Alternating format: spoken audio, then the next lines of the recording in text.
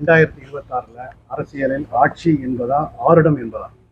இல்ல ஆட்சி தமிழக வெற்றி கழகத்துக்கு ஒரு நல்ல ஒரு இளைஞர் மத்தியிலும் குறிப்பிட்ட சமுதாயத்தினர் மத்தியிலும் ஒரு நல்ல ஒரு ஆதரவு இருக்கிறத நம்ம வந்து கண்கூடா களத்துல பார்க்குறோம். நான் ஒரு இது வச்சிருக்கேன், நான் ஒரு ஆய்வு நிறுவனம் வச்சிருக்கிறேன். களத்துல ஒரு நல்ல ஆதரவு இருக்கிறத பார்க்குறோம்.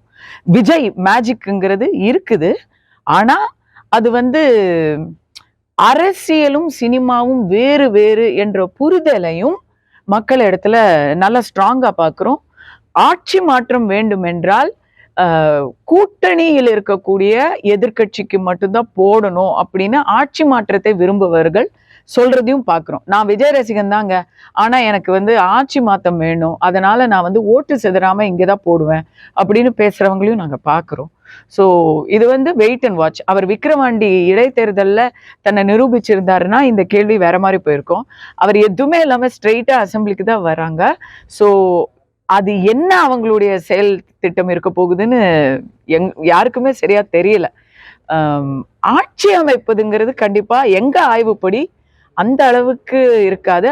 அவர் வெற்றியே அடைய மாட்டாரு, ஆனா தோல்வியை கொடுப்பாரு அப்படின்னு சொல்றாங்க. அவர் ஒருத்தரை ஜெயிக்க வைக்க முடியாது, ஆனா ஒருத்தரை துவக்க வைக்க போறாரு, அது கன்ஃபார்ம். திமுக நான்லாம் ஆசைப்படுறேன்.